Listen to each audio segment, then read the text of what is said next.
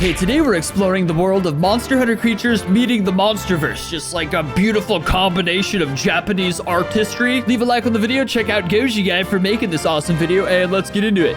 Can Deviljho from Monster Hunter survive Skull Island? Ooh. Skull Island, the inescapable wasteland filled to the brim with beasts beyond your greatest nightmares. From smaller leaf wings that will rip you limb from limb, all the way to Kamazats, the king of the deep, being able to level mountains with ease, and can even take on and defeat kaijus the likes of Monster X. Throughout this channel's videos, we have thrown many beasts into Skull Island to see if they could pull off a win, from the Indominus Rex to my very first swap with 1962's Kong. And today is no different. Today we throw Skull Island a challenge that may lead to its demise. The World Eater himself, Deviljho. First appearing in Monster Hunters, this beast is not to be messed with. Having a wide range of abilities, a buff yet agile music is body, ridiculous. and incredible battle experience, he is one tough beast.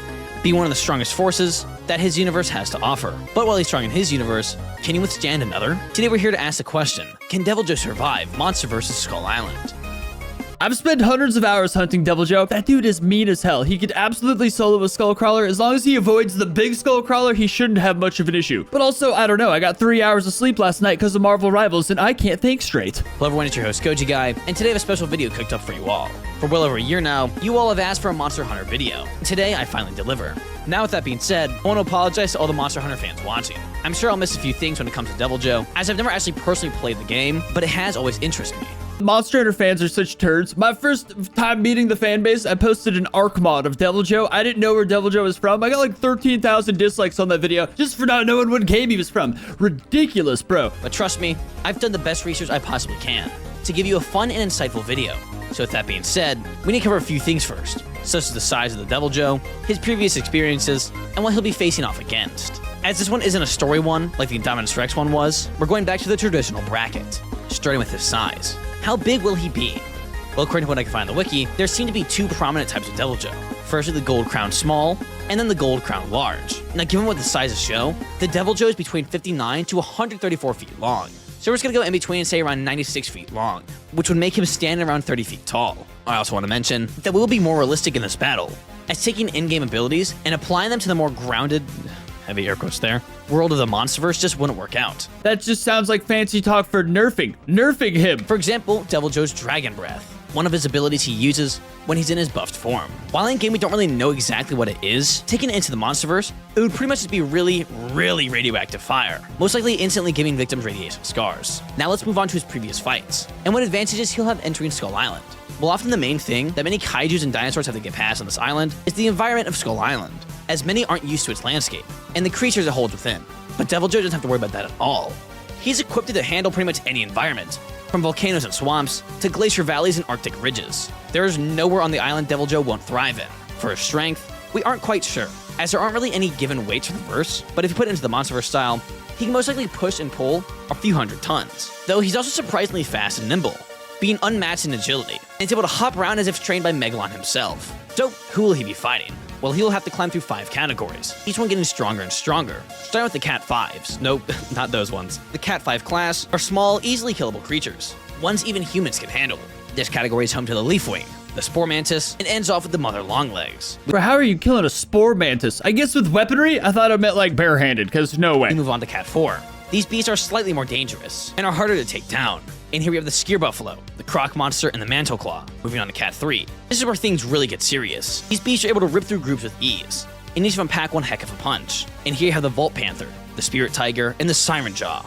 I feel like the Death Jackal could have been 4, you know what I mean? Maybe even 5. I feel like solo with a gun I could kill a Death Jackal for sure. On to Cat 2. These beasts, if grown just a little bit larger, would be their own titans. Here we have the Mire Squid, Ramarak, and the Giant Hawk. And finally Cat 1, the top dogs of Skull Island. These beasts are unmatched in the island, unless facing against the 7th wonder of the world himself, Kong. Cat 1 is the Killer Chameleon, the Kraken, and Kamazats. With all these beasts lined up and ready, let's find out if Deviljho is the new king, or if he's just another snack for the island. Buckle up everybody, grab a snack, and make sure to subscribe, as today we will find out, can Deviljho survive Monster vs. Skull Island? I feel like Deviljho could even survive Kong. He wouldn't beat him in any way, but he could like burn his hands if Kong tried to grab him. If Kong threw him, Deviljho's extremely durable, and he's agile as crap. He could disappear into the shrubbery. I guess Kong's a giant monkey. He's pretty agile too, but I don't know, dude. Let's start with the Cat 5s. Yeah, I don't think I need to say much here. At most, these guys are a threat to humans, but other than that, they really don't have much. This poor mantis is damaged by bullets, and both the mother longlegs and leafwings are able to be cut through by machetes and katanas respectively. I don't know, man. In Titan Chasers, my Leafwing has killed like skull crawlers, which is nonsense, but it happened. While the Deviljho fights literal ice dragons and electric apes. And his blows are able to shake caves around him with ease. So, yeah, even if we got all three of them at once, Deviljho moves on. Except for the Cat 4s. Now, these guys are a big jump from the Cat 5s, being more durable and having better weapons at their disposal. And size-wise, we're finally starting to match Deviljho. Yeah, that's how quick things get big on this island. Well, minus the Croc, that is. So, let's start with him. Now, for a human, the Croc is no joke.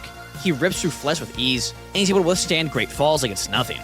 But due to the huge size disadvantage, all Deviljho has to do is step on him, or bite into him once and the Croc goes down. Onto the Mantle Claw. Now, while yes, this guy was defeated by Mother Longlegs, he did put up a great fight. And it seems like the Mother Longlegs that he fought is much stronger and more experienced than the ones we've seen in Skull Island. Off topic, this is the best fight in the entire show. I know, it's an insane take. But I love seeing the Monsterverse actually explore the verse part of their name. I'm personally just kind of bored of the constant earth-shattering Titan battles. I love the smaller ones. Keep that up, Monsterverse. Please, keep that up. He makes some good points right here, I'm not gonna lie. It's always the big finales, the big shamus. Where's the little kaiju fights, the territory fights, fighting for scraps and food and such? Anyways, the Mantle Claw would be the first that could probably survive a single blow, thanks to his tough shell and overall bulky build. His claws might be able to slightly damage Deviljho, but at most it would just give him a bruise. Overall though, while I love this little guy, he's getting cooked. The Deviljho is just too fast and nimble, along with landing powerful blows. Yeah, Mantle Claw is going down fast. Onto the Skeer Buffalo. Now this is the first that is physically overall larger than the average Deviljho. Now a Skeer Buffalo could hold a Deviljho off for just a brief moment using its horns, but the moment the Deviljho just jumps over it and attacks from behind, yeah, the Buffalo's cooked. So, Deviljho again clears Category 4 with relative ease. Absolutely. My useless input right there. Now into Cat 3. Now this is where things get real, as these beasts are able to take on modern weaponry with ease, and Deviljho now has to also fight against some powerful abilities. So, let's see how he holds up. Starting with the Volt Panther. Now while this little guy is, well, little, only standing around 4 feet tall, he is incredibly powerful. He's like Danny DeVito size, bro. I could beat that thing up. And being thanks to his lightning abilities. Now the info on him is limited, as the game isn't actually out in the US yet, and I can only really find 2 videos on YouTube and a few on Instagram. But with that being said, the limited info is still mad impressive. The Volt Panther is able to produce lightning bolts, and can also cause a sky-shattering roar. So this will be the first beast to do noticeable damage to Deviljho. See, my Leafwing has killed like thousands of those things in Titan Chasers, though, so it's hard to... Obviously, that game's nonsense. I should stop referencing it, but we're looking at gameplay. I don't know. His ears to ring, and doing significant damage to him. Because as seen in Monster Hunter, one of his few weaknesses is lightning. Now, while he would be slightly stunned, it wouldn't do too much, as it's only one bolt. And I doubt he'll give the Volt Panther a chance to do a second. Whether he bites him in half, or tail stomps him into oblivion, Deviljho moves on. Just gonna now eat him. Spirit Tiger. Now this will be interesting for Deviljho, as to my knowledge at least, he hasn't faced against anything like the Spirit Tiger, at least when it comes to abilities. As the Spirit Tiger is able to put hallucinogenic effects onto his targets, making them trip out in a sense. Now how well this would work on Deviljho is hard to say, but it should do something, I guess. Sadly, that's about all the Tiger has going for it. See, if you just like blow crack smoke in the face of a homeless guy trying to attack you, you've just made your situation 10 times worse. Intoxicating someone or giving them hallucinogenic like attributes rarely goes well for, I don't know, man. That just sounds like escalating it against you. The Deviljho is still faster, stronger, and much more durable. While the Deviljho may overjump here and there due to him tripping out, other than that, he rips it to shreds. So again, Deviljho moves on. Now into the first real challenger. A creature larger than the Deviljho by quite a bit, and one of my personal favorite beasts on Skull Island, the Siren Jaw. Now, Siren Jaw is the first to really outdo Deviljho in size, but will that be enough? Now, the Siren Jaw is an incredibly violent and territorial creature, and waits to ambush his prey. Now, while the Deviljho by all means has good senses, I doubt he'll be the aggressor in this confrontation. The Siren Jaw will be the first one to strike, catching Deviljho off guard, and if he's able to snag onto any of his limbs, he may be able to draw quite a bit of blood, or outright break a bone. Now, the Deviljho would quickly move out of the way, before the Siren Jaw would have a chance to attack again. I feel like worst case scenario is gonna bite off Deviljho's tail, and it's gonna do nothing, bro. Nothing. These two beasts make an incredible matchup, both being incredibly powerful combatants. Both are crazy strong and nimble in battle, though I will once again have to go with the Deviljho. While the Siren Jaw could last a while, and land some gnarly blows, just due to the Deviljho's stamina and agility, I'll have to give it to him. Which, by the way, if you need better stamina or focus when it comes to sports or work, make sure to check out Gamer Subs. They have an amazing lineup of flavored drink powders, and if you do end up buying anything, make sure to use code GOJIGUY at checkout for 10% off. Or just click the first link down below. And really overall, while the Siren Jaw will get a jump on him, Deviljho just fights in a way that the Siren Jaw isn't used to. Along with that, Deviljho at this point will go into his buffed form. and start to use his Dragon Breath. So with, some difficulty, Deviljho clears Cat 3. Next up is the Cat 2s, the big boys on the island. If Deviljho can make it past here, he will enter the Titan-class Kaiju of the island. Before we continue this one, though, if you are enjoying the video, please make sure to subscribe. I'm actually confused if he's going to win the next one. If you're liking this one, trust me, you'll like the others. So, let's start with the Meyer Squid. The Meyer Squid is similar to the Siren Jaw in the sense that it's an ambush predator. Meyer Squid he'll for sure kill, but like Ramarok's the one I'm most concerned of. That thing's just about as unstoppable as Deviljho. So if and when the Deviljho goes to get water, he'll be caught off guard for sure, having tentacles from all around grabbing him. For this, he needs to go into his savage state, because if he doesn't, he may be drowned. Going into a savage state, this will allow him to pretty easily win this battle. Firstly, raising his body temperature, so that the Meyer Squid will naturally let go. Along with that, he can then boil the water around him and burn the Meyer Squid underneath, quickly cooking the beast. With relative ease, Deviljho moves on. Next up is the big bad from below, Ramorak. Ramorak is no joke, and will prove to be just as skillful of a fighter as Deviljho. These two are matched in speed, strength, and combat skill, though Deviljho does have a few upsides. Firstly, that being he's far more durable, as the skull crawlers are pretty easy to enter. Along with that, Deviljho has access to one of the only two things that he can use to kill a skull crawler, that being fire. If the Deviljho is able to land his fire in Ramorak's face or underbelly, it'll be enough to kill the beast. That's so true. It would be hard That's to do a good point.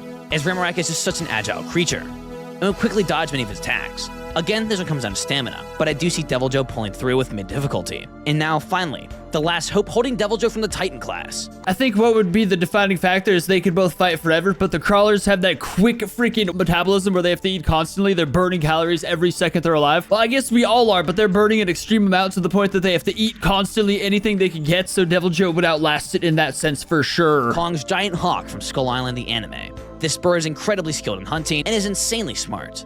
And honestly, is going to take the W in this matchup. Firstly, size. Yeah. Now, while I preach in all my videos that size doesn't really mean anything in a fictional matchup, looking at you, Rexy versus Carnotaurus, it does eventually come into play at a certain point. Now, there is no given factual size for the giant hawk, but using Kong as reference, the giant hawk is about, well, this big.